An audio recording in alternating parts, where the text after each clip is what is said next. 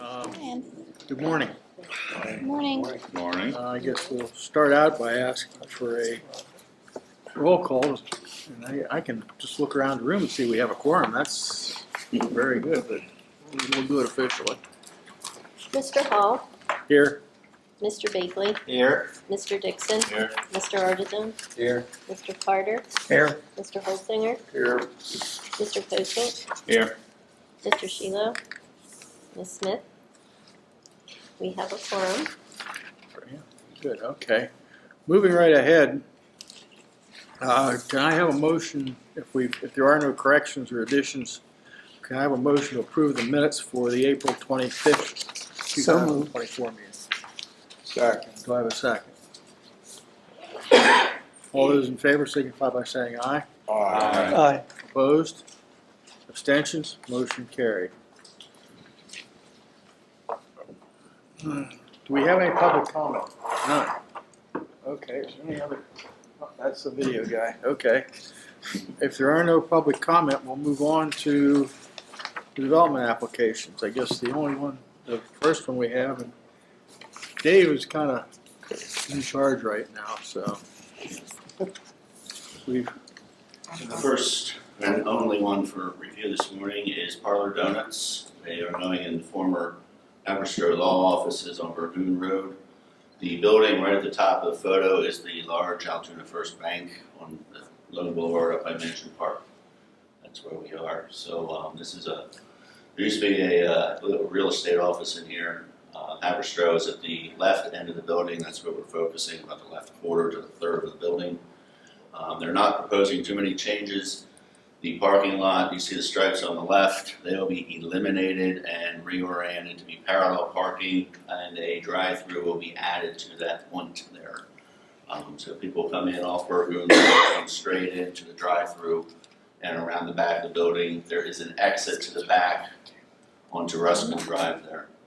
So they are adding a drive-through. The two major issues, and the one seems to be more appropriate when the majority of the building comes in. The first being there should be some landscaping along here, probably bushes, because you can see two shadows here for telephone poles. There are wires overhead here. Some low bushes. Like I said, it would make more sense to have those go in when the majority of the building comes in for review. And then circulation, as I mentioned, would come through this way. There's an exit right here. That would be the drive-through. These spaces would be reoriented to parallel parking, and there is no bicycle facility. So a bike rack right outside the door somewhere in this area would be appropriate. The bike rack, as we like to quickly call it, should be called bicycle parking. Could be something as simple as something like 4x4 driven into the ground with a couple U-bolts in it. It doesn't have to be anything fancy, but there should be something put in there. Also, if there's going to be a drive-through, there's going to be a speaker, most likely. And while this next property over is commercial, by the time you're to here, you're into a residential neighborhood. So if the speaker volume could be kept to a minimum, that would be a good idea as well. That's pretty much. Okay, are there any questions concerning item 4 of the agenda, the modifications for Parlor Donuts? If not, I will entertain a motion to accept the staff recommendations and actions for item 4 of the agenda. So moved. Do I have a second? Second. If there are no further questions, all those in favor signify by saying aye. Aye. Opposed? Abstentions? Motion carried. Moving ahead, item 5 are those things which get sent to us by email that don't require a full review like item 4, as we did with item 4. These are usually minor subdivisions, lot adjustments, things of that nature. So if there are any questions concerning any of these items on item 5 of the agenda, now is the time for the board members to ask them.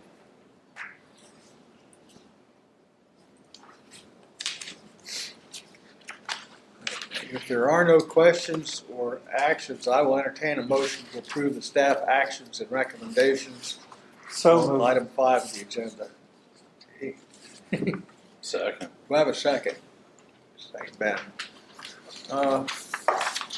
If there are no further questions, all those in favor signify by saying aye. Aye. Opposed? Abstentions? Motion carried. Okay, moving right ahead. Turn the page. This is items, review of actions that are on the, by governing bodies. These are things that get sent to us by governments and require, the item 6 and 7 of the two we have here require a little further review than what we would normally do. So, Dave? The first one is a zoning amendment proposed in Logan Township. Logan Township is one of the few municipalities that have anything on the books regarding solar. They're not the only one, but there's not many. Their current regulations are out of date. They have recognized that this is a fairly rapidly evolving technology, as it were.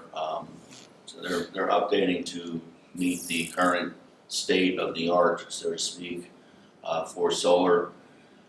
This amendment is entirely focused on their solar development throughout the township.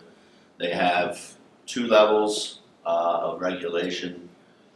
One for commercial grade solar, which is what we reviewed a couple months ago, something along those lines, the larger ones. They generate on site but transmit off site. They're allowing those in the industrial and agricultural areas with some conditions. The conditions seem reasonable. Actually, what they were describing in the ordinance very much reminded me of what we reviewed back, I think it was in February. So that was encouraging to see. The other side of it is they are allowing solar on, say, on your house, but solar on a property for that property's consumption is going to be allowed by right throughout the township. So, and again, there's some conditions on that. You can't just go willy-nilly all over the place with them. They are encouraging that they be integrated with the buildings. So, flat solar panels on a roof, things like that, so you almost don't notice them. But overall, this is an update that seemed to be very appropriate and very up with the current state of both development and use of solar within this area. The recommendation was that it was consistent with not only the comprehensive plan, but just the state of planning in general. Okay. Are there any questions concerning item 6 of the agenda? Whatever happened to that major proposal for a solar development some time ago? We had a big presentation They're here. still moving forward. It's a proposal, that's good, They're still moving forward. that's good. Okay, are there any other questions? Do I have a motion to accept the staff actions and recommendations concerning item 6 of the agenda? So moved. Do I have a second? Second. Okay. Take your pick. Pick whoever you want there. Pick one. Don't pick me. Okay, if there are no further any questions, all those in favor signify by saying aye. Aye. Opposed? Abstentions? Motion carried. Moving ahead, item 7 of the agenda. Altoona's comprehensive plan. So we've been working with Altoona for, it's been about a year and a half now, more intensely over the last year. They hired CCB to help them with their comprehensive plan. That's the same firm that did the county's plan. So this plan came out and it was in a manner that we expected that it would. It's very implementable, it's very focused. They have basically 2 major categories that they've identified. The plan is very user-friendly. You can pick it up. Even somebody, say, in an upper elementary school level could probably pick this plan up and understand what's going on. It's very well done. And that's not to put it down, that's actually to elevate it. I'm not putting down language or anything. It's a very easy-to-use plan.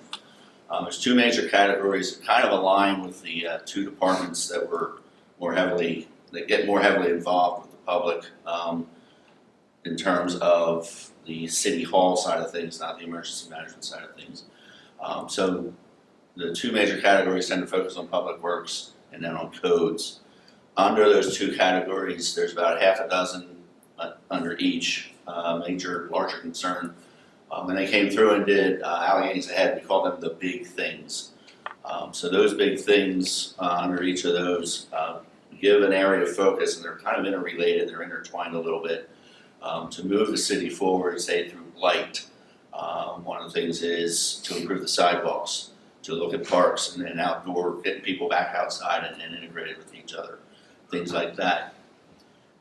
With those larger concerns then, in the third section of the plan, there's a number of implementation projects, and they're tailored specifically to each of these larger concerns under those two categories. So it flows straight through. It starts out with an overview of the city. Here's the city. This is what we are now. Here's where we want to be. Here are the bigger concerns categorized so in a logical order, and here's how we're going to take care of them. Very well done. Help just guide decision making in the city, and not only by the city, but within the city, other people who come in and have to interact or do business in the city to help them make decisions over the next decade or so. And the review letter, we encourage them to continue to follow up with more planning efforts as is needed. They've already applied and received a grant, we'll get into that in a few minutes, for the major rewrite of their ordinances, specifically the zoning, the subdivision land development ordinance. As soon as this is adopted, I believe it's the next day they're kicking that off while the consultants are in town. Also, there's some issues in there that may benefit from having a specific plan on that topic, such as housing, such as recreation, things like that. So we encourage them, as those come up, as the need arises for those, then maybe they should be looking into doing some of those plans as well. But overall, very well done job, definitely consistent with our comprehensive plan, and certainly it's leading edge in terms of planning practice. Okay. Are there any questions concerning item 7 on the agenda? Dave, is a $75,000 grant considered to be the total cost? No. No, we'll get to that in a minute. Okay, it's not the total cost. Oh, that's good. Okay. I guess we got more to go on that. Yeah, there's a whole other section on that. Okay. Under the grants. Is there any other questions? If there are no questions, I'll entertain a motion to approve the staff actions and recommendations of item 7 of the agenda. So moved. Do I have a second? Okay. If there are no further questions, all those in favor signify by saying aye. Aye. Opposed? Abstentions? Motion carried. Okay, moving ahead. Item 8 is again similar to our earlier item where these are staff reviews where they just don't rise to the level of needing a full review by the board, by board members. Generally, they are things like are kind of routine, standard things for letters of support for permit applications, things of that nature. So these get sent to us by email. If there are any questions on any of these items under item 8, now is the time to ask the director.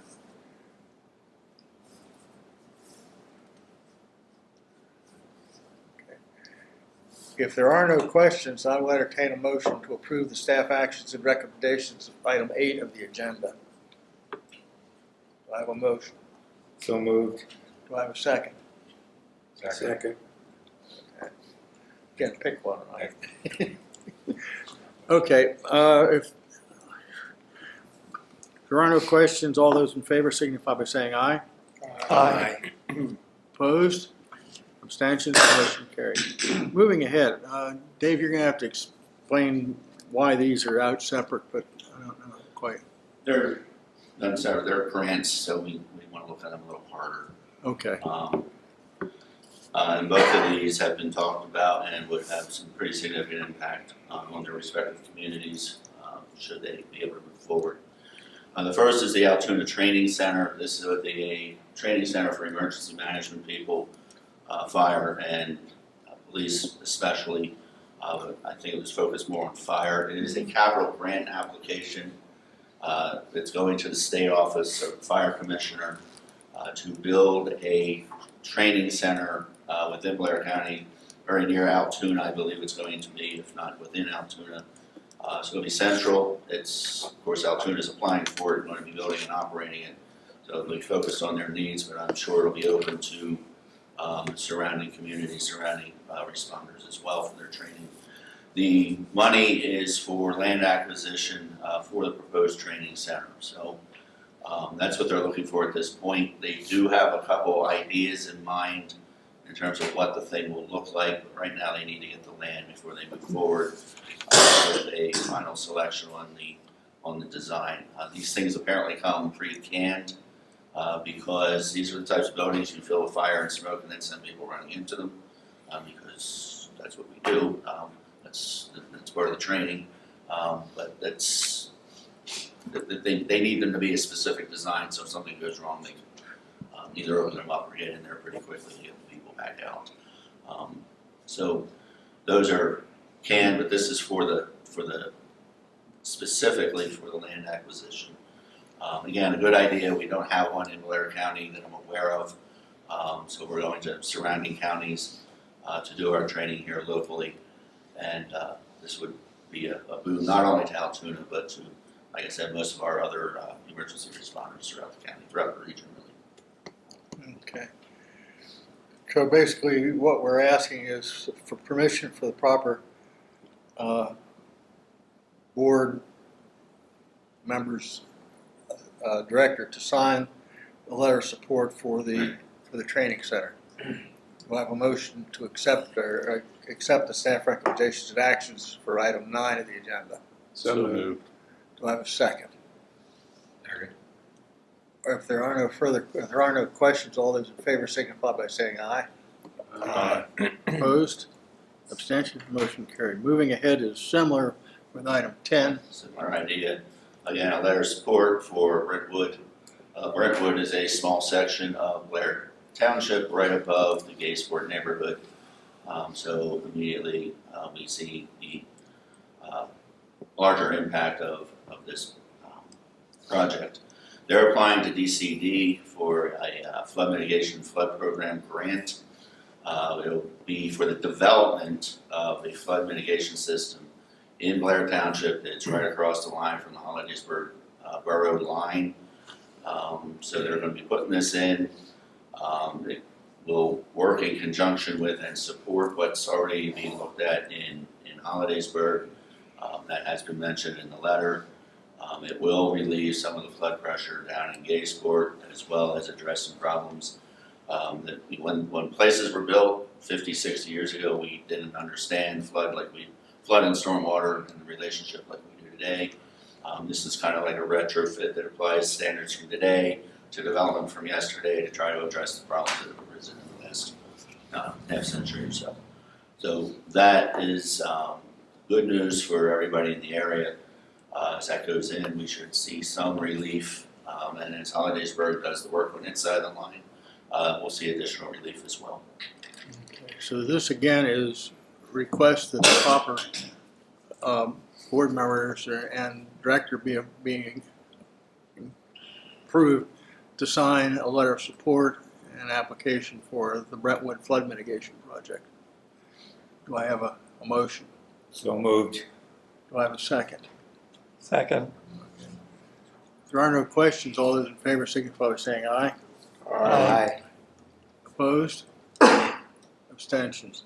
Anything that reduces flooding out there would probably be greatly appreciated. I know that. So, all right, moving right ahead. Now we're into where we're going to get the money to pay for some of this stuff. Okay, so as Dave alluded to with number 7 in the city comp plan, their request was to submit a grant application to DCED MAP funding to update their city zoning and SAUDO ordinance. The original request of the grant was $275,000. That was a proposal from CZB, who is their contractor right now. Basically, it was to extend their contract to do these rewrites and updates. The DCED portion that we could ask for the city was $137,500, and what they received was $75,000 towards that cost. So that grant was awarded already. It was a very, very quick turnaround, which was helped the city kind of got along, and they've already, my understanding is they've already moved forward with extending that contract. So this was just the other piece of it. So that funding will help do that. Is there any questions on that grant? They didn't get all they asked for. Correct. But what does that mean to? They'll have to scope of pay. the They'll have to project? pick up the difference out of whatever funds they have that they designate to. But they've already awarded that extension Okay, to so CZB. it's not gonna come back for additional funding in No. subsequent years or anything? Nope. So the city has to come up with, essentially, if they only got 75 of the 275 they asked for, they've Yeah. got to come up with 200K. Yep. Okay.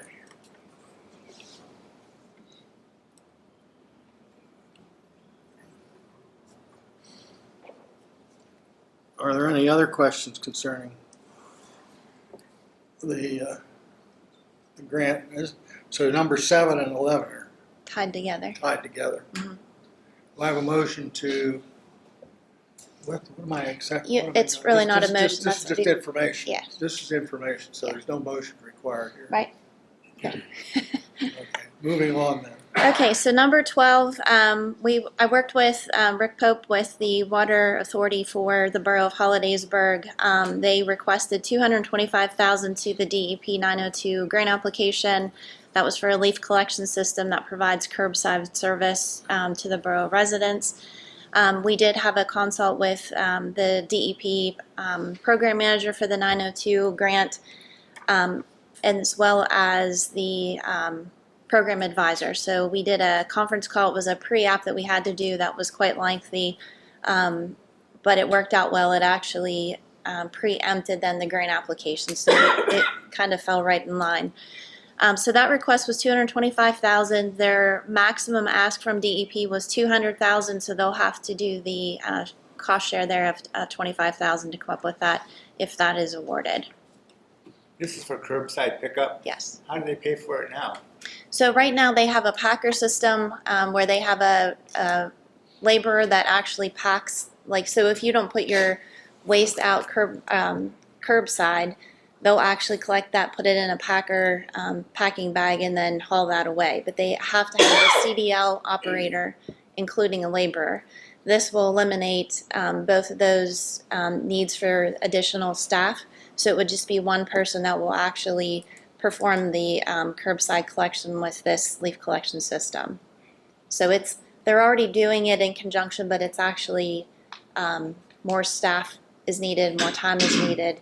This will actually curb all of that. Is this a yearly thing, or this is for how long does this money last? Or They will purchase the leaf collection system. It's a truck mounted system. Yeah. Oh, I see. Mhm. Okay. So they'll just need one operator to do that. That is not a CDL required position, so it's a lower labor cost as well. Okay, I get it.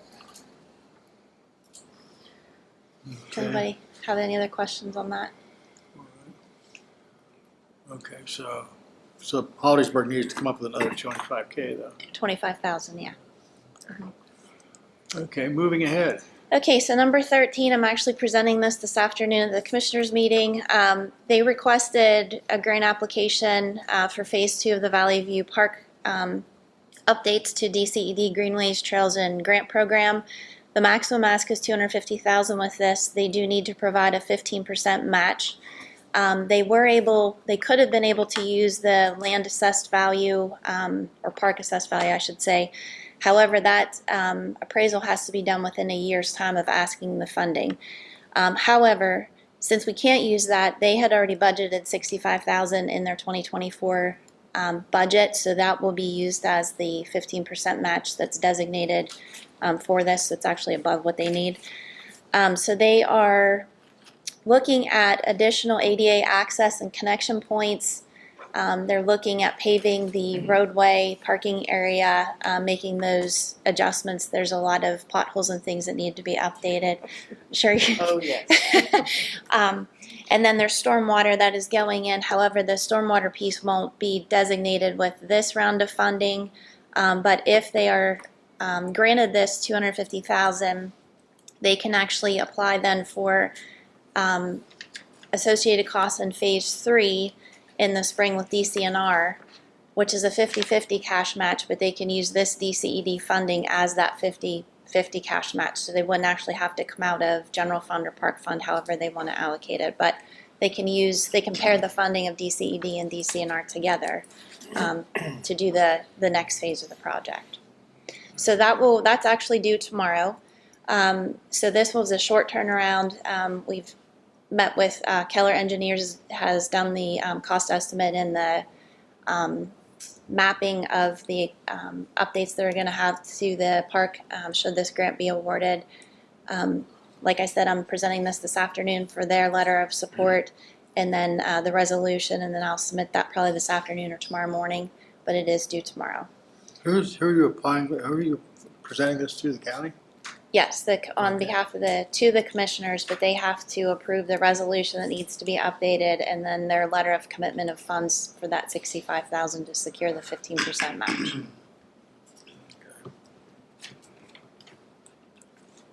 All right, so keep your fingers crossed. Yes. All right, and that's again just information at this point, so no action. Moving right ahead, I guess, Dave, the next one's hazard mitigation. We had a meeting of the Hazard Mitigation Committee this past month. I believe it was on the 18th. The formal part of the public outreach is complete. Of course, as long as the plan's in development, we're always reaching out. But the formal phases of going out, meeting with the municipalities, the public workshops, the survey, all that element is completed. At the meeting on the 18th, we went through the rather tedious process of ranking and prioritizing the hazards. Flooding did come out on top, but we will now take the top 5 and give them local profiles based on our local data, which is what's required by both FEMA and PEMA. And then the overall information for each hazard we'll be able to take straight out of the new 2023 statewide plan, which does things like define what the hazard really is, and how it can generally impact and things like that. So it saves a lot of work that way. All we basically have to do is come down to the local level. We got our local stuff plugged into it. We are going to do a little bit of an extra outreach for healthcare and housing, just based on some of the discussions that came out, and we just want to make sure we got those elements covered probably a little better than what we have now. So I'm hoping that will take place in June, and we can move forward with that.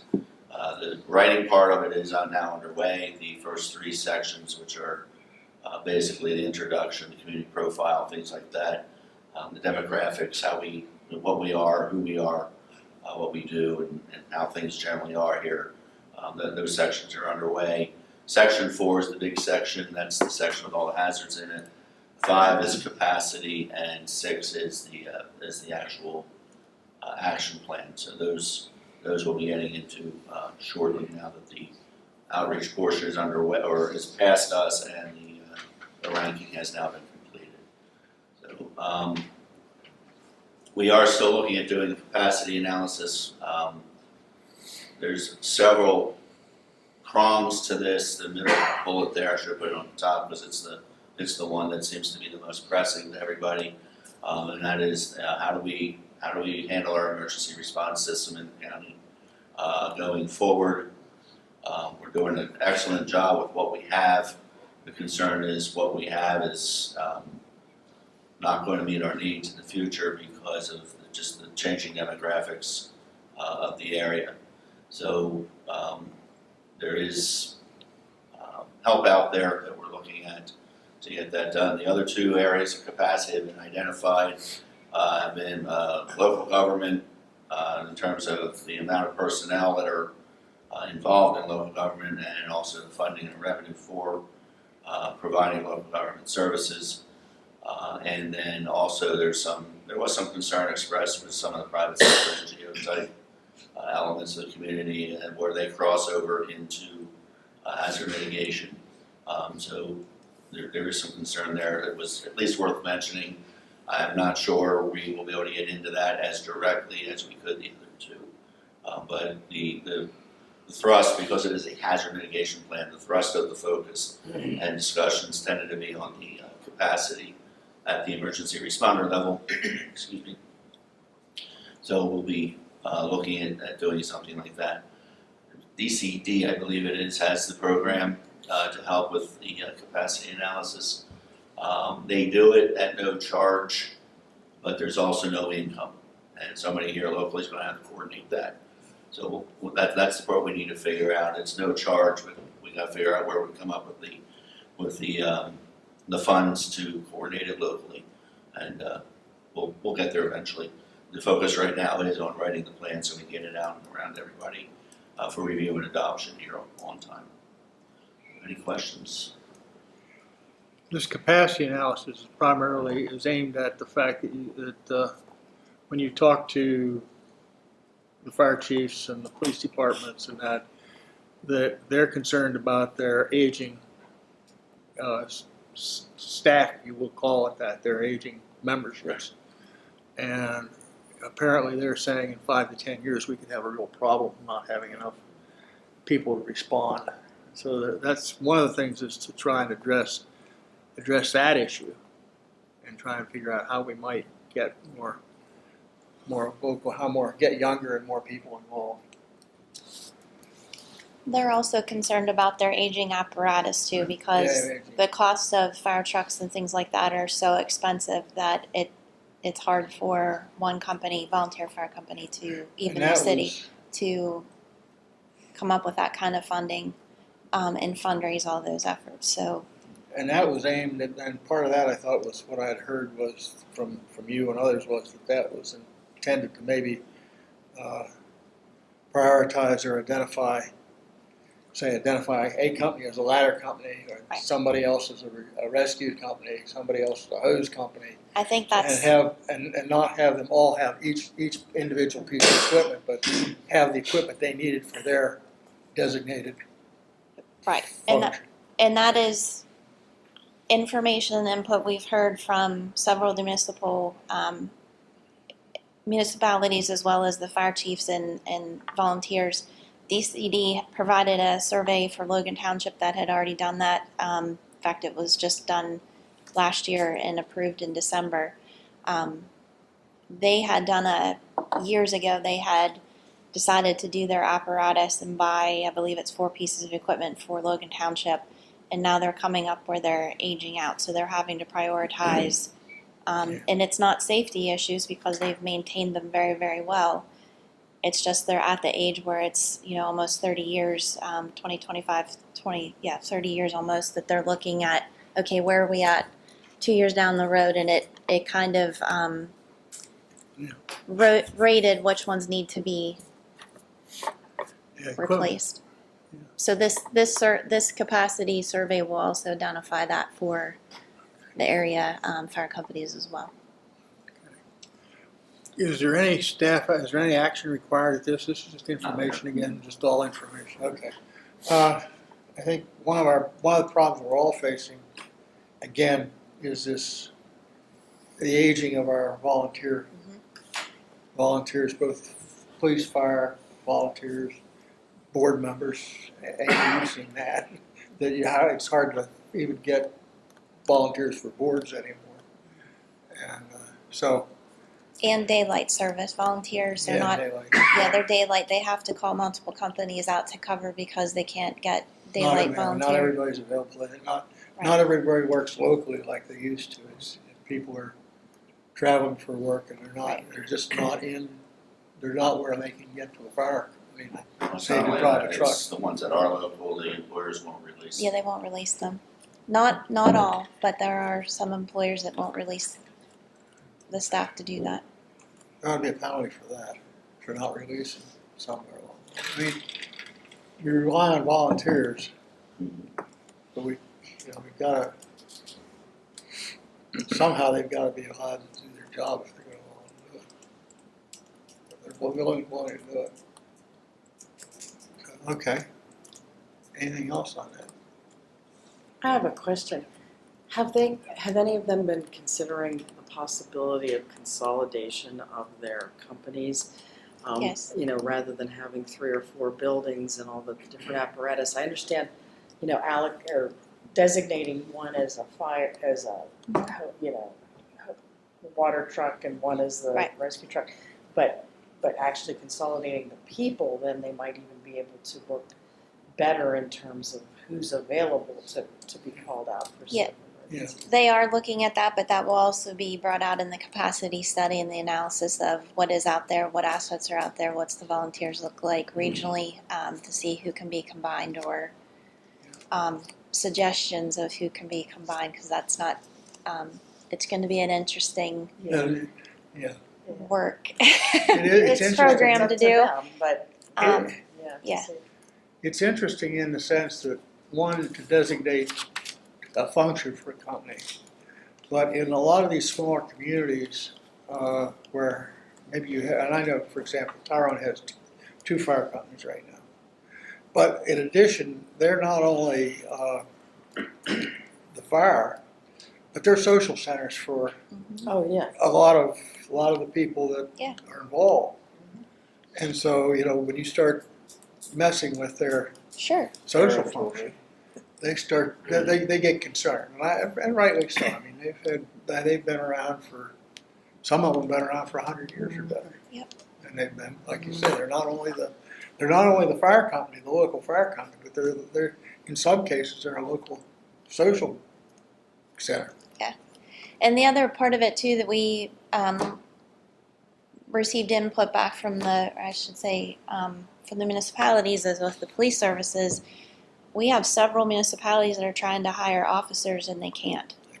So a lot of those positions are open. So while they have the staff budgeted, they just can't get the staff to fill the positions. So and we have several police officers that work part-time for one and part-time for another. They're Yeah. crossing jurisdictions, but you're trying to fill a spot there. But we have numerous municipalities that do not have staffing Yeah. placed yet.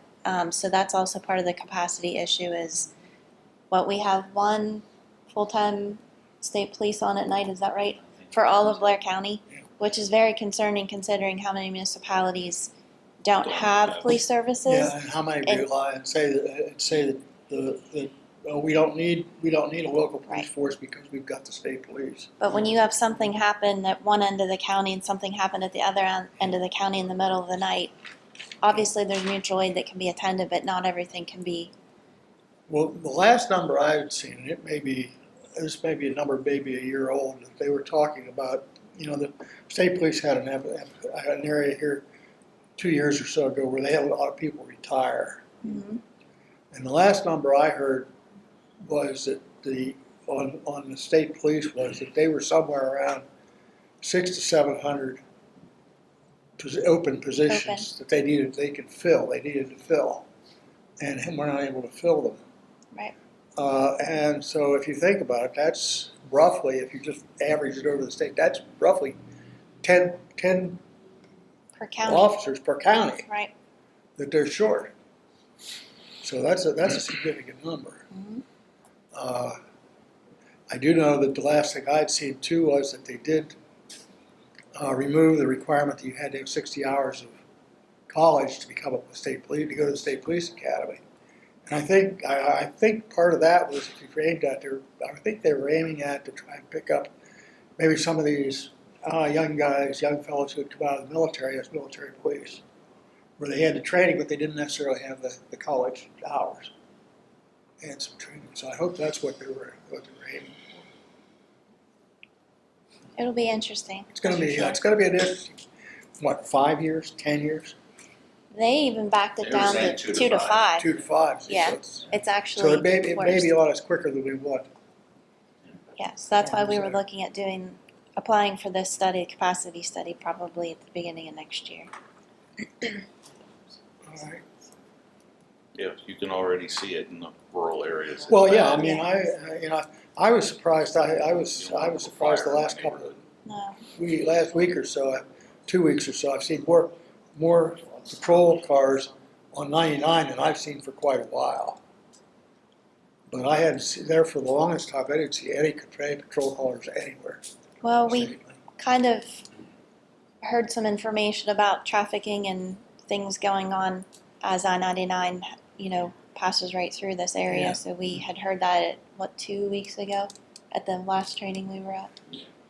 So that's, Human trafficking. yeah, the human trafficking is, Oh, okay. so that's might be why. Okay. But that's Summer, also, beginning- I'm sorry? Beginning of summer, they try to crack down and Yeah. get people slowing down. So there's a lot of things that have Yeah. come out recently with the outreach. Okay.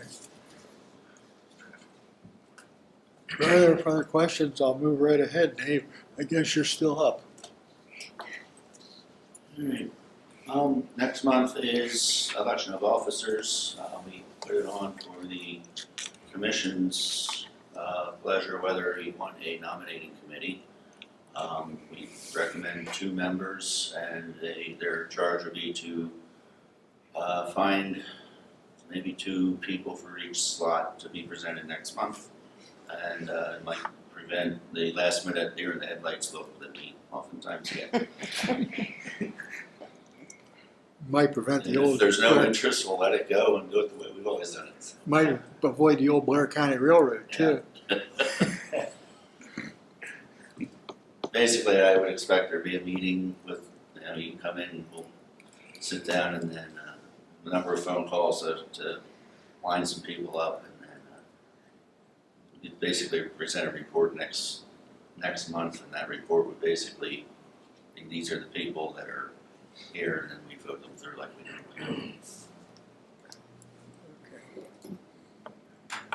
Does any board members have any thoughts on this, or what they want to do?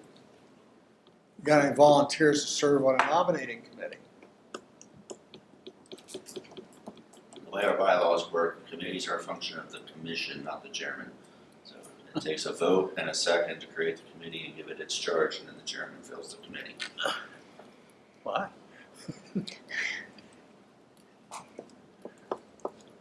I hear nothing.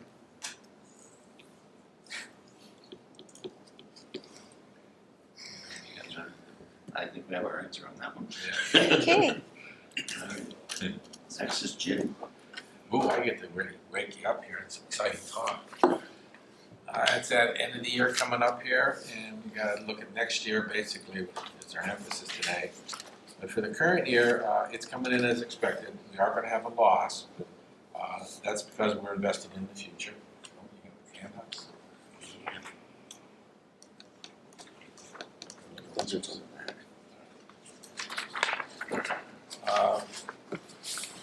And that loss is because we made that decision to hire people and then so we can get the work done, so we had to pay the expenses out to either hire and train. And we had money in the balance sheet, which you can see, let me just double check, yep, 127,000 is in our reserve account to help us fund that, to bring people in.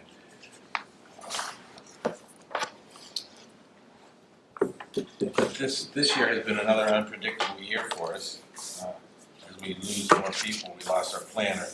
This puts us back at square one, which is not a good thing. So we have to stop what we're doing, search for applicants, interview them, train them, and we're facing the same problem as our compensation package. What do we do there in order to bring people in quicker? Sometimes it takes us 3-6 months to get somebody lucky, and all that money sitting on the table needs to be, some of those services need to get done, and it's very difficult, as you can see today. So we're going to emphasize looking at our compensation package as we move forward.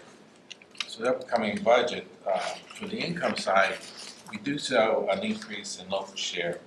Local share currently is at 53 cents. We're going to move it up to 56 cents. That'll give us another $7,000, which isn't a lot of change. We left it flat last year, which was probably a mistake. I think with today's economy and as everybody goes and buys a quart of milk, you're paying every year more, so we need to keep up with that so we don't shock them. However, as I say that, if we took it up to 60 cents from proposed 56, this would add another 9,000 onto our income, and I think we need to start adjusting that each year. So the proposal in the budget that you see there is going up 3 cents to 56. But if we would like to think about moving forward to the 60 cents per capita, it would give us another $9,800.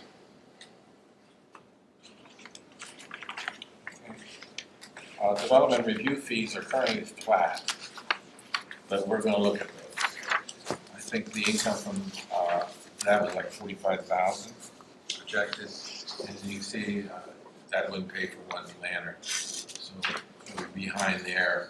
So we'd like to see maybe look at that increase a little bit more each year too.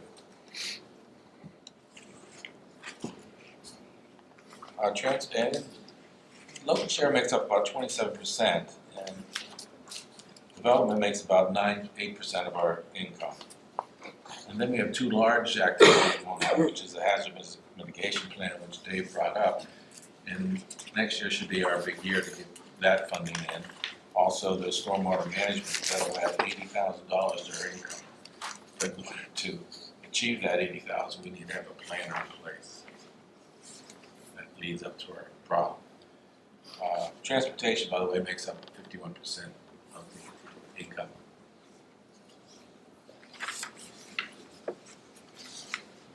So now we get into our expenses, which 82% of our expenses are in our budget is our salaries, wages, and benefits.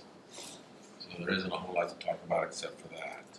The salary increase that we're looking for this year is 4%, which is the CPI. CPIU. So that's what we normally do. And health insurance is one we're starting to look at. If we stay at our current plan, the increase of premiums would be a 5% increase for $2,400. Okay. However, to be competitive, we need to offer a better package. We think we'd like to improve our whole compensation. We've been working on our salaries a little bit each year and trying to get them up, and I still think we need work there. But we also need to look at our health insurance to offer a better plan and better coverage and lower deductions would increase our premium another 17% or $8,000.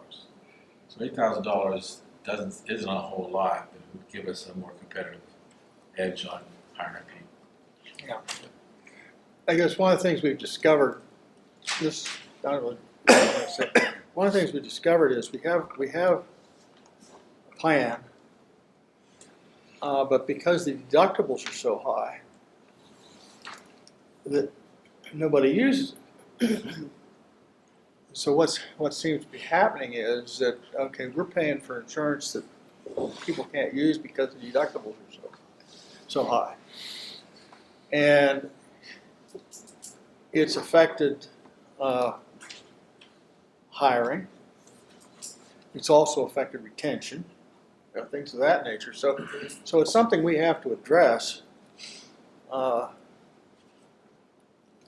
Simply to say it doesn't make, to me, it doesn't make a whole lot of sense if we're paying for insurance. It ought to be something that our employees can use and get some benefit from. So we've tried, Amy, we've asked the county repeatedly if they will let us be part of their plan or their program. Right, but we And can't, you don't want us. it's not No. that, we can't do it. We can't do it. Why? Yeah. Because they're not employees of the county. If we open it up to add additional people that are not county employees, then we would have to let anybody be on it. That's what the insurance company is telling us, that we cannot, we just cannot do that. It would be, we had talked about it, the possibility. I got an And answer the from commissioners were like, well, yeah, that'd be great, but we See. can't do it. See, because one of the things that happens with the county is that this age ladder goes away. In this age, I'm sorry. The age ladder, where our plans cost us more for our elderly staff than they do for new hires or younger people, and that's just a fact of life, and we all age. So, what do you do about it? It's Well, there. there is another alternative to aging, but Well, that's not a good one either. That's a different insurance. Different, Yeah, very different different. insurance. But I think we're to the point where we've talked and we think we just need to do something to improve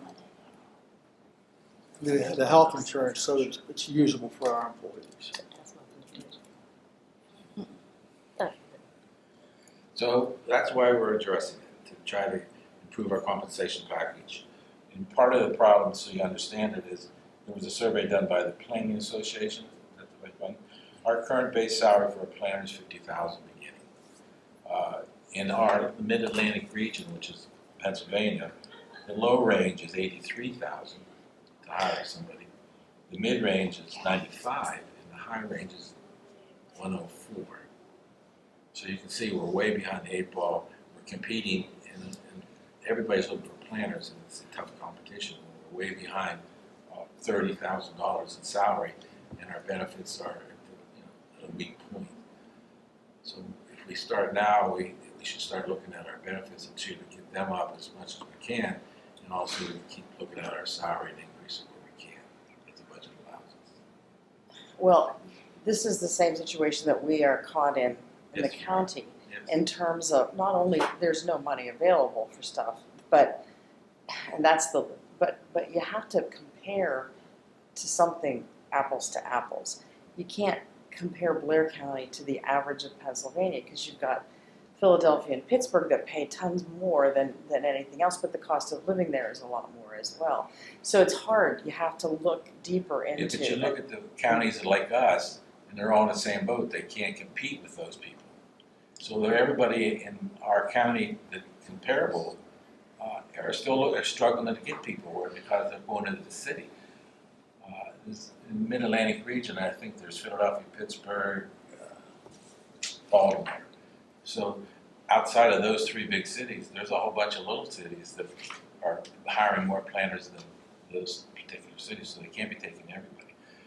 But if you don't competitive, you can't do it. We got money on the table. We got $80,000 in next year's budget.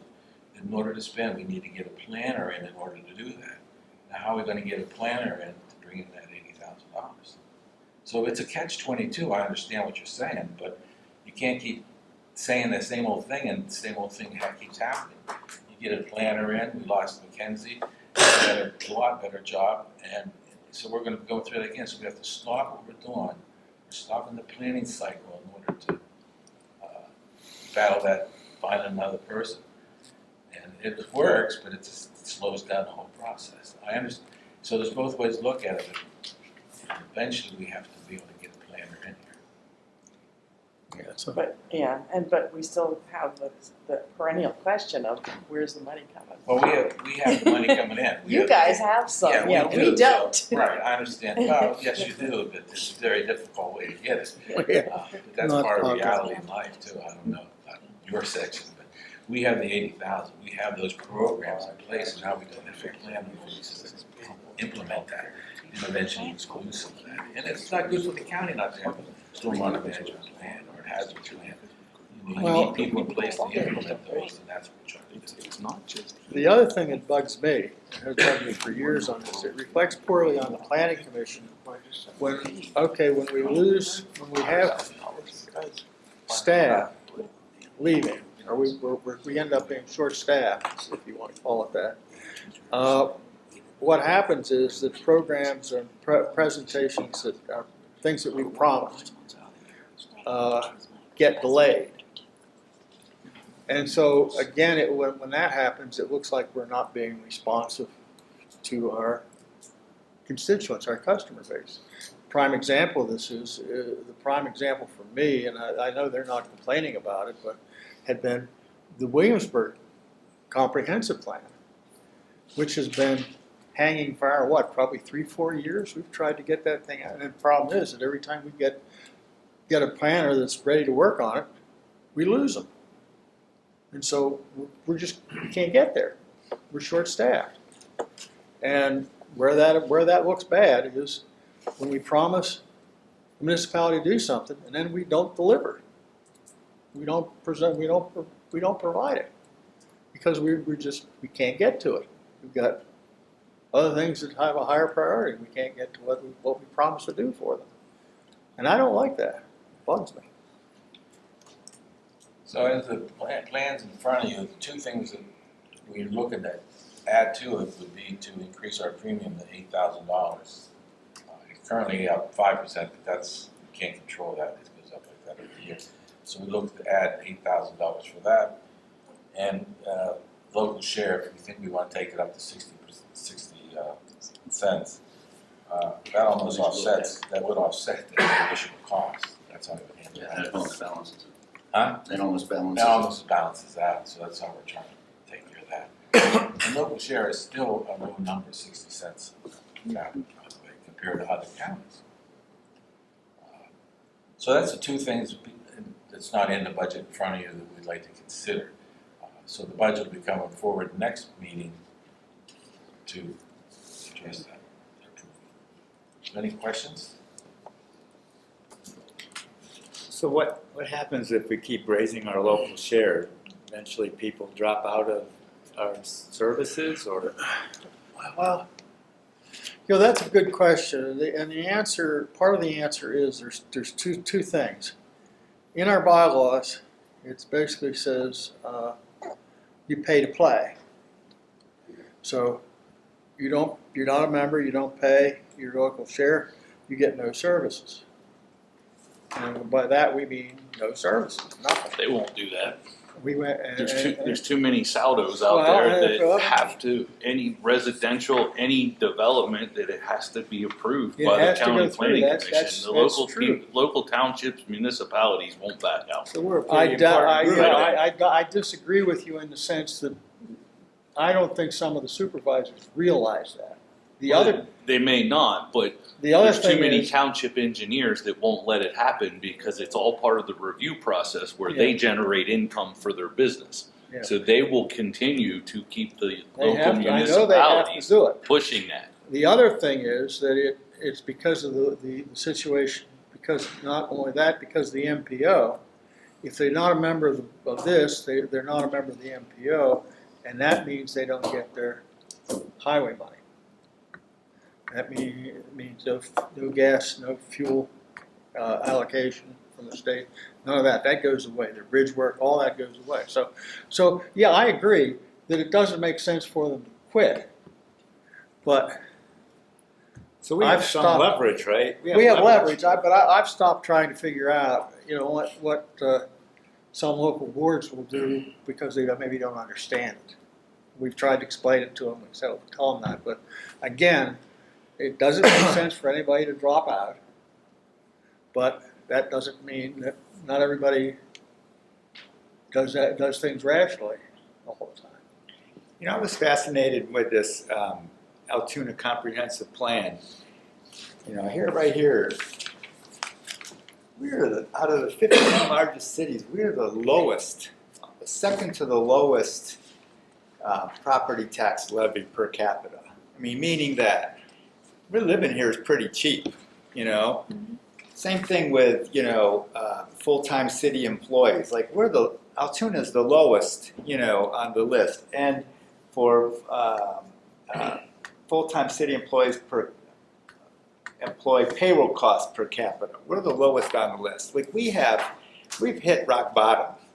We can't cut anything else out anymore, or we're going to implode. You can see right now that the school districts, are imploding. Like they can't even afford to do maintenance. I think it's time that we start, raising the bar a little bit, start moving up the ladder and saying like, this planning commission is important to our community and there's a cost to it and it's time to like start elevating ourselves back up. We're at the bottom of the barrel here. And I think that, it hurts a little bit, but, I think it's going to hurt more if we just continue to, spiral downward into nothing. And we won't have anything. So I think it's time that we start upping the ante and saying, look we can't afford, we're going to either have to close this operation, which nobody's going to want, or we're going to have to up the ante. We're going to have to get the money to pay for, planners and people to staff this because we can't do anything else anymore. Our hands are tied. We can't can't function without a planner, we can't function. And I know people don't want to pay more money, but, you know, how low can we go? Where's the bottom drop out of all this? And that was one of the recommendations of the consultant's plan too.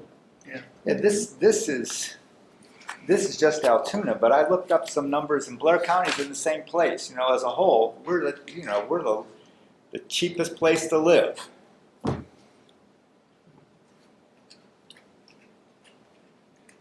So at this point, do you want to put the increase in for the health benefits, and do you want to put the increase in for local share? Should we need a vote on that or anything, Dave? Not yet, but, yeah. Next The week. consensus Next one way or the other, we'll do it. Question is there kind of consensus that we should go ahead and put those in the budget to see where they fall, so you can look at it, so you see what the hard numbers look like. Well, the hard number would be another $7,000 for the health, or $8,000 for the health insurance, and 7,000 increase on local share, and 8,000 roughly. Yeah, local share. The offset, 8,000 for the additional now insurance. the 60 cents. What you're saying is when you raise the local share to that 60 cents, that basically will offset the increase. What? That will offset the increased cost of Technically. The insurance. approximately, Right. roughly offset the cost of the health But insurance. that still doesn't get us a new planner, does it? No, well, we've got the money Well, in the there. health insurance would help make our compensation package look better. We're All right. Salary, we just have to got keep that. We working have on. to We work have on that. increased We've got money budgeted this year for a planner. But Right. again, the question will be, well, that level is when it comes to hiring, you're not competing on the local level. I mean, the salaries may be adequate and look great for a local level, but they're not going to let you. Makes it harder to compete. It makes it hard to bring somebody in from outside if your job search has to be on a state or a national level. I say do them both. Okay. Go to the 60 cents and increase the health insurance. Okay. Any other thoughts?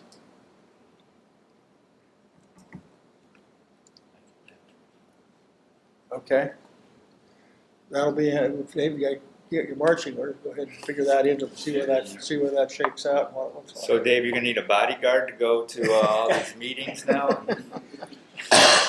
You got a suit of armor. I How think about an armored vest? I think it comes down to one of these categories. I think if you talk to most people who are involved in some of the supervisors, they realize what's happening. But again, how many things did you do in government when you were involved that you had to do things you don't necessarily like to do? You get involved with things, there's things that you know they're right, you have to do them, but you don't have to like them. You don't have to like them. You It's just a have to fact do of them. life, You you know. just have to do them sometimes. Yes. That's where we're at. Inflation is increasing, everything's going up, everybody has to understand that. You know, it'll all pan out someday, but for right now, it's like everybody's raising their prices on everything in order to keep up with everyone else's prices. It's inflation, it is what it is, but eventually these things level out, but we're behind the 8 ball because we should be raising our prices every year, you know, like everybody else. So I advocate for, you know, asking for, you know, more money, or else if we can't get the money, people will resist it, then we just have to figure out that we have to tell them that we can't operate anymore and, you know, close the planning commission, I guess, that's the ultimate, you know. I'm sure when we get these budget numbers from the different plans, the hazard plan and that, when they dish that money out, they're knowing how much things cost more. So actually the money should be covering our expenses the way they see the world running. That's what we have to just think about it that way. Well, I mean, and maybe I'm wrong, and maybe I'm seeing things that aren't skewed, but, you know, is it me, or have we increased our service with just helping people in the communities get grants? Yes. I mean, so we've added Service. value, we've added service, we've added help to municipalities, trying to help them get money to pay for their projects, that they need to give us some back so that we can keep doing that. Yeah, we've had this discussion again, when you apply for grants, either we get paid for applying for the grant and doing the grant work, the application stuff up front, or we get written in as the administrator. So we have to. That's a discussion we've had. We haven't really resolved how we do that yet. No, but I know, Sherry, you sat down one meeting and went through the list of all the different community groups that you have written grants Oh for. yeah, it's To a get tremendous money, amount. you know, That's from great. fire trucks to snow plows to, That comes out of the local share, right? That comes Yeah, out of it- local budget. yeah, but that's what I say, they need to Yeah, contribute to that local share to get help getting their grants written Well, among that other was- services, because they're getting a financial benefit out of it. That's one of the other things you've opened up, not a can, you've opened up another issue that we've talked about, and that is how do we apportion the local share money? Do we do it on a straight per capita? We've talked about going with a flat fee that generates so many hours of service, and then that goes to your part of your local share, and then you pay for anything extra. Say, if you have a grant that takes 20 hours and we're only budgeting you for out of your local share for 10 hours, then you pay something. But again, that's something we haven't really. We still have to look at that to figure out how we're going to do that, because one of the things we've run into too is if you start to look at, say, larger municipalities are actually subsidizing some of the smaller townships, because some of the smaller townships pay very little, yet they get the same service as everybody else. Yeah, it's usually the smaller ones that Smaller must ones help, so. that need help. Yeah, I mean, I don't know that there's any local share that hasn't been exhausted that I've written a grant for, just because it's a lot of time and a lot of effort. It's not a simple process. But again, what seems to happen is that, okay, that local share goes into a big pot and we just use it. But the thing is that, in reality, the larger municipalities are subsidizing the smaller townships. And we're right under 4.9 million for the grants since 2022. So we're trying. Well, that's why I don't have an argument with increasing the local share, because they're getting services, Well, they they are. need to help keep us alive, so they continue to get, because some of the municipalities are getting a financial benefit by those services. Right. They need to shell in some money to help keep getting them. But once we do that, we better get our planner on board. Yeah, we better get Yeah, that yeah, See, I'm not that's- disagreeing, I'm continue on not that legacy. disagreeing with that, I'm just saying, we gotta be able to hire the people, and we gotta be able to keep the people. And we got to be able to we have to deliver work. When we promise work, we have to deliver it in a timely fashion. Yeah. You can't take money for comprehensive plans and then delay it for 3-4 years because we don't have staff. That's been one of my sore points for quite a while. Is that, okay, we just can't, because of the lack of staffing, the shortage of staffing, we're not delivering things that we've promised in a timely fashion. My understanding though is with a lot of the grants that at least the county applies for, that there is an administrative component. A percentage of that money is supposed to go to administration. Does that go to the planning commission? No, that Or would does go that go back to the to, municipality? yes. The 2% is back to the She's- municipality Yes, because so- they end up doing if there's mid-year or quarterly reports, like all of that time that takes those efforts to do that, do the reimbursement requests, your audit functions, all of that, depending on how high the grant is, that would go back to the municipality. That wouldn't come back to the planning commission, because if that was the case, at 4.9 million, we'd be sitting on a pretty Well, sweet see, pot of that's what admin money. I'm thinking, is there a way, if it's not set up that way at this point, is there a way that we can set it up? But that would But also- then that would pick up the work that we would have to, somebody would have to do the work, so now we've got to Yeah, hire somebody I- to do all the admin work I think on top of the grant. that's the. But the consolidation of that job to one person who's very good at it because that's all they do is usually more efficient than having 24 people doing it, that maybe do it once a year or something like And that, and have to that's- figure it out every time. That is absolutely correct. It's just what is the planning commission's direction, and we also have to get the buy-in from the Yeah, I think- municipalities if they want me to do the grant coordination and the administration. I think- I've been asked that several times, but we're not set up that way to do that. I think that's one of the things we have to, well, we've, at least I've struggled with it, we've talked about in the past, is when we write a grant, are we getting a fee up front for the administration? Are we being paid as part of the grant application to do the administration work or not? And so that's a question we probably ought to resolve with the municipality or with the grant applicant up front. Okay, are we gonna do the administration for you, or are you gonna pay a fee to have us do the grant? Aren't there some grants that don't have an administration? I was just gonna say, Yeah, a lot that's of all. grants, especially state, do not have admin, the 2% admin. Federal usually always does, and also with federal, they also allow you the indirect cost to offset those functions for the grant administration. So it really is subject to the grant application itself, if it even has the admin in there.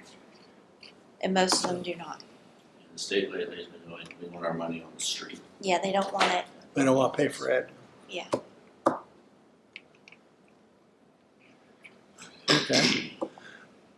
But I also still give them guidance so they don't lose their funding either, because there is a lot of municipalities that have turned over or just don't have experience with grants, so they don't know how to do the quarterly reports. So what does the reimbursement look like? Or don't pay for things prior to your grant award because you'll won't get reimbursed at all for it. Most of the state grants are all reimbursement. Federal is usually money up front, and then you do your reports. So, and a lot of them don't realize that or just don't understand the administration part of it.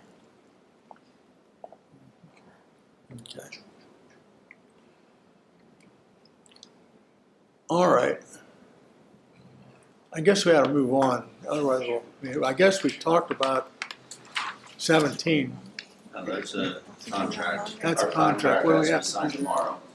What? And Oh, the health. yesterday, when I came back from lunch, we heard back from the insurance people, and we have all our choices laid out. They want to meet with us next week, even though the contract's due tomorrow.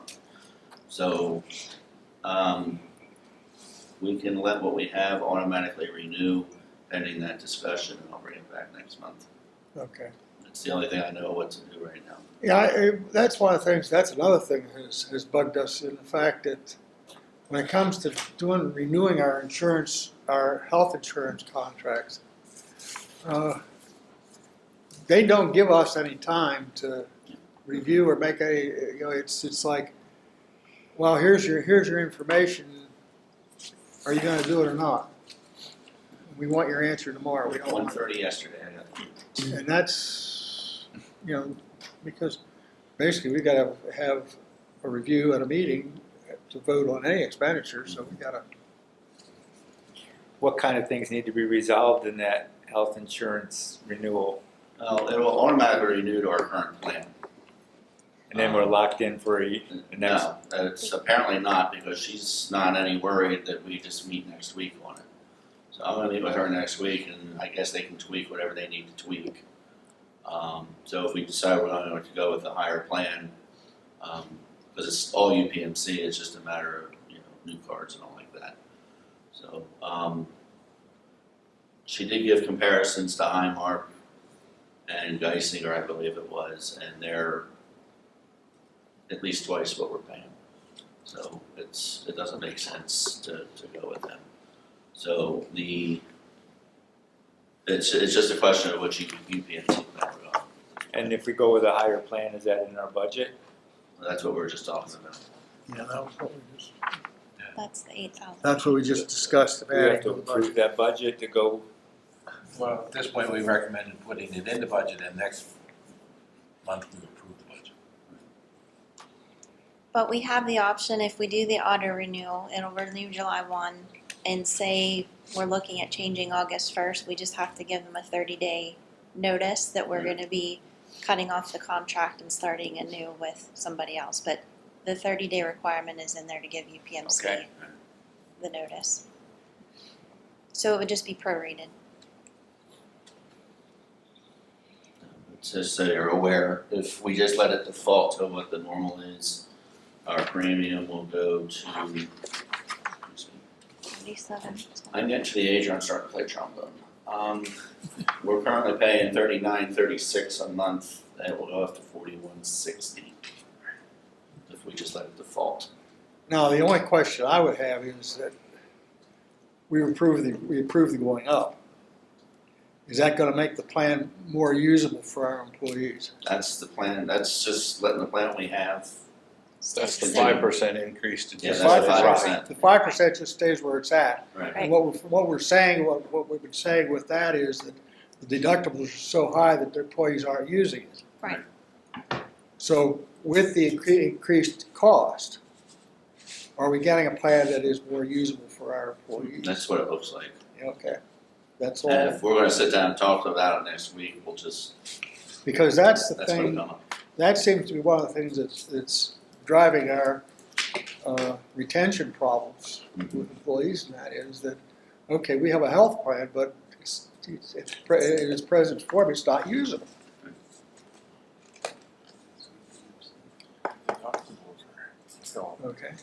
Okay, so the money's in the budget, we approved putting it in the budget, so if we get a favorable report and auctions from your meeting, next month it will be up in the budget for approval at that rate. Okay, and it will be more usable for our employees. That's the bottom line, it has to be more usable for our employees. Okay, We'll get you something. Hopefully right after the meeting next week, I'm gonna drop those numbers in and then we'll get it out to everybody so everyone can see what it Okay. is. all right. Amy, I guess it's your turn. I'm just gonna. No, I'm just gonna- one of the things that the three of us have been discussing is that over the last several years, we've had countywide, mostly in the city probably, the exodus of our kids. They don't stick around here. They go elsewhere, and nobody's coming in except for the people who are coming in from other areas that tend to be in need of our social services, and therefore quite a drain on our society here as a whole. And so what can we do to make this, now that people are working remotely, and we've accepted that, what can we do here in Blair County to attract people who are working perhaps for the federal government but can work at home?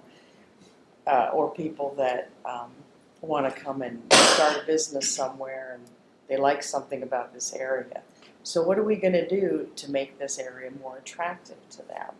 And we have been talking at length about developing our recreational facilities. We have a lot of facilities. They're not connected. They need to be connected.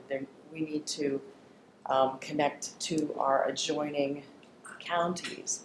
Things that would attract people who are young, have families, have jobs, and are looking to go to a beautiful place that has those kinds of things. We have to stand out somehow from everybody else and do something different. And we've talked to city council. We've talked to various other organizations that are interested in these things. So I'm glad to see, and I knew that the city was working on their comprehensive plan. I know that some of the things we've talked about are some of the things that they have in there. So I see that as a good starting point. One of the big pushes is the September 11th bicycle trails and walking trails, because that will connect New York, DC, and southern Pennsylvania, where the 9/11 memorial is in Shanksville. So we're looking at what resources we have that we can put towards that, and how we can do this in such a way that it will encourage people to come here. I know of people that work for the federal government that only have to go to their office once a week, and they can work remotely within, I think it's a 200-mile radius. They could live here and drive to DC once a week, and would be happy to do so. So I think that that's a good place to look for prospective people. Another thing, of course, that goes hand in hand with that is housing. Look at the housing stock. What do we have available for people who are in the higher income brackets and would be happy to come here, live in a nice, comfortable house, and be able to go out on their bike after work or during lunch or whatever. So those are things that we've been discussing and working with anybody that has the capability of coordinating with us. Okay. Any questions? That's a tough one too, housing. I'm sorry. Housing. Sandy. Tough thing to house. The housing is the biggest. I know. When's the last time we had a development go in the county? It's been a Well, long time ago. There's something. They're building some places along Brush Mountain. They're not huge projects, Like but Fox they're Hollow or something. projects. Yeah. You know, and some of them, interestingly, they're not all single-family homes. But if you look at the Washington D.C. area, what's building there and what people are buying and paying a ridiculous amount of money for are condominiums. You know, you've got 6 or 8 condos all attached together, but people will buy that and pay for that, and so that they can have the standard of living of working for the government, the federal government. They're close to Yeah, that. then they So, don't have property to take care. They can go outside and enjoy the outside world. right, exactly. Yeah, that's a win-win, I think. And that's what we're looking at, is to try to, but, you know, the builders have to know that they're gonna be able to sell these places. They're not gonna be able to sink millions into developing something that just sits for a few years. We don't want that, obviously. Well, that was the one, I forget, that was Southern Alleghenies, Yeah, did the housing survey. that was very good. Right. And that was, They've told us they're standing ready to help any county that wants to. they were basically, at that point, they were saying is that the current housing, the cost of current housing in Blair County in this area does not make it attractive for a developer to build new, because he can't make a profit at it. He can't make a very decent profit. Now, I had 2 examples. The one was one that the local one on the county, on our level, was we actually had a planner that was willing to come. He was a local boy from the area who was working in Pittsburgh and wanted to come back home. And basically, he was willing for the salary we were offering, but when it came, he couldn't find suitable housing. And so he didn't come. That was one. The other one was and this is old and it may be out of date, but when I was working and going into DC, I had a bunch of friends that were working in the DC area. And some of them were living out as far as going up 11 and 15 into Gettysburg in that area. Right, yeah. Some of them one guy was even driving in from Winchester every day, or 4 days a week, simply because they couldn't find affordable housing in the DC area. Right. And so and we're running into an issue similar to that, in that we have a niche. There seems to be more housing available in under 100,000 or less, and over 250,000. But in that area where people want to buy, there's a dearth of housing for people that want to move into the area, that professionals, young professionals that might want to move in, that are willing to pay that kind of money for a house. And so it's one of the reasons we're losing our young people. Is they Yeah, don't it's have one a of the- place to move into. That's right, and we do have an aging population, and these people are ending up selling their homes so that they can go live in some of the other, what do you call it, the different, not nursing homes, but Like the Greystones. the assisted The living and Greystones the of the world, Greystone yeah. apartments and things like that.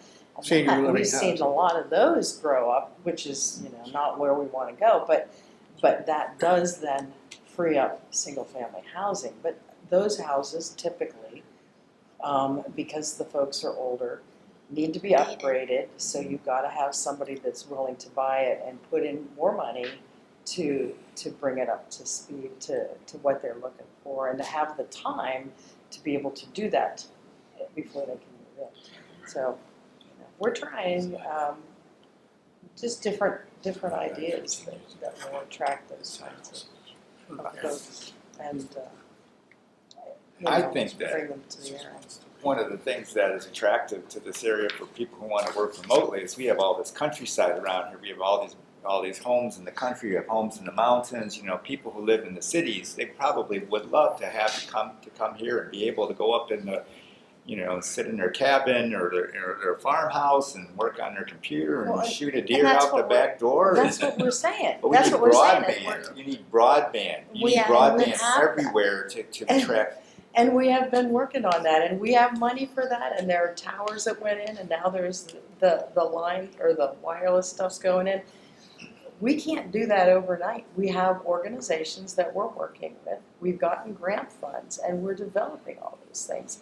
And we're doing what we need to do in order to. So what about a marketing campaign to, major metropolitan areas to say, you can drive to, Blair County and live? Like how are we reaching out to let people know that we're even here? Well, on unfortunately- paper, that sounds good, Yeah. until they physically come here. And then that's when they look around, and that's what Well, and the marketing is being done by an organization here in the county that we're trying to change their how they market things, because we think that the marketing hasn't changed in the last 30 or 40 years, and so we're missing out on opportunities. And until those things change, but it's hard to get folks to change and to think different ways without beating them up too much. Yeah.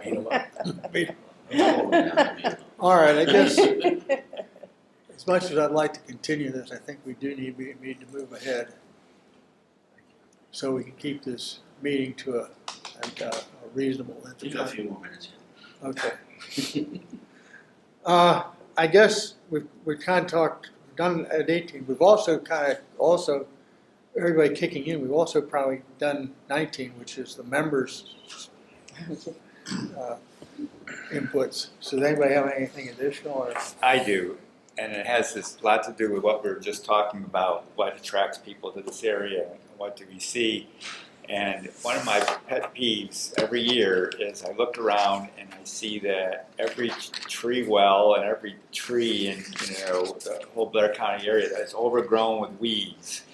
And there's weeds in the side, and maybe in the Blair County Courthouse, right across the street. I watch it every last year, all the way into the fall. Weeds are growing out of all of the tree wells. I think that the Blair County Planning Commission should write a general letter to all the municipalities and ask them, please, to either remove the weeds from the streets, mulch the tree wells, hire professional arborists to come out and trim the trees properly, fertilize the trees, and take care of the stuff that we've inherited from our tax dollars. Like all of these, like for example, Logan Boulevard and 6th Avenue and all these streets have, they've been paid for by, our tax dollars. They came from, a lot of it came from state grants and federal grants. It's everybody's property. So I believe that, the municipalities who have these trees and, landscapes should take care of them. And I would go as far as say that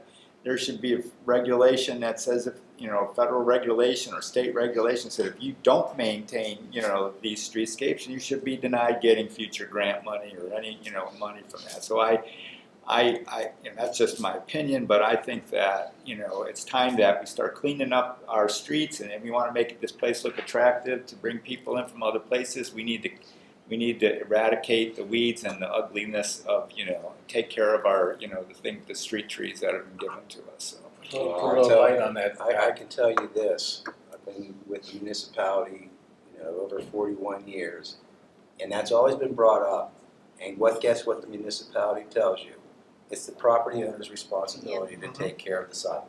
See, that's wrong. Send them a notice. Well, he's talking about the ones in the city, but to help you out, right in front of the Clay Club where I got my coffee, they were putting something in the tree wells. It looked like macadam from the inside. So when I looked at it, it's a poor substance. They're putting that around all the trees that allows water to get through, but it blocks the weeds, and it actually is very attractive. What is it? What is I don't it? know what it is. I It's like didn't have a time to ring, ask because I don't want to be late. Is it that rubberized? Yeah, it's stuff? something like that. Yeah. It really looks nice, Yeah. and they're doing it right in front of the Clay Cup. If you want to drive by and get a cup of coffee.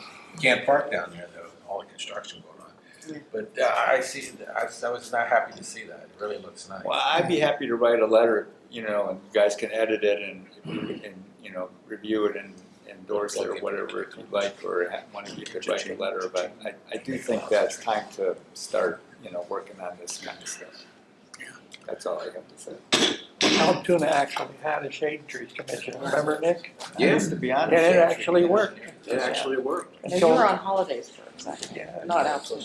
I was on Altoona's planning, I was on the Altoona Shade Tree Commission for, I think, maybe 10 years. We're the ones that planted all the trees on 17th Street and the Coleridge area. We did a lot of It just magically planted trees every disappeared. year. It magically disappeared from the budget, I don't know what happened. Yeah, I don't understand. I thought that was a requirement. It was actually in the budget as a separate item to be financed annually. Yep.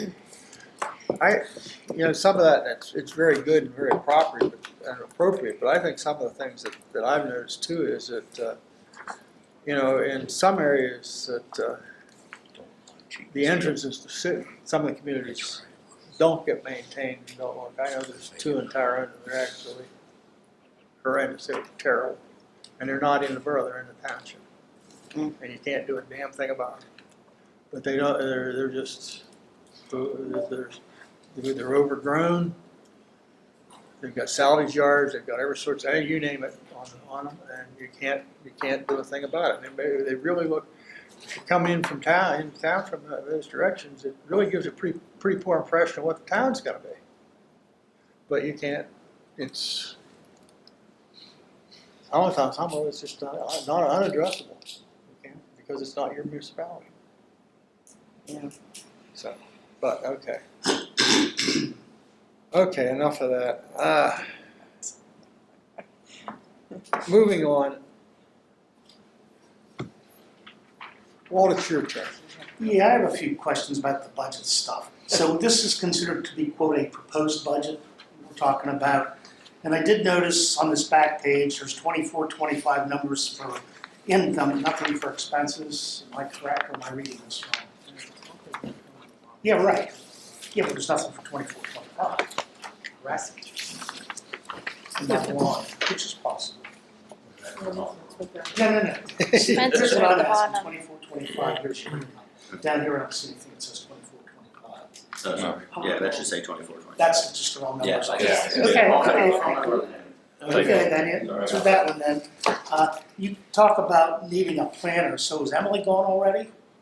Or she's just not here today? She's not here today. She's still here then, okay.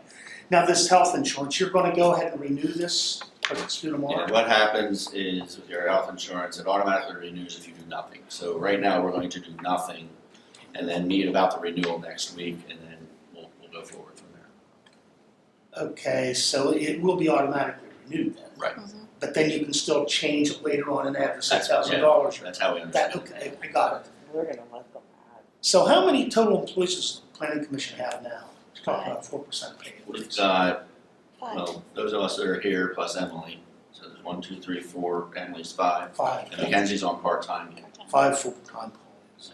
Okay, that's good, that's all I need, thank you. And that's part of the problem, it's such a small Right, group, it's right. very Yeah. expensive. Right. Yeah. That's the reason. That was the That's primary what reason we we're went to doing. the county and the city was, you know, hopefully for an economy Right, of but- scale. But of And yeah, course- I understand, she, Did you see the? Nicole explained it yesterday, and he probably just didn't get the email that I forwarded, it was right at the end of the day, I forwarded it to him. Email you. Alright. Yeah, it's just, it's one of those things, one of the things you do with a larger group is you eliminate this what I call the age ladder. Yeah. Okay? No other questions? Good, that's plenty. So we'll get a nice article, right? You always do. Well, I know we always do. It's always fair, let's put it that way. It is. That's always fair. Okay, upcoming events. There's our calendar. If there are no questions about that, our next meeting is the 27th of June. I will entertain a motion to adjourn. So moved. We're out of here. Thank you. I think.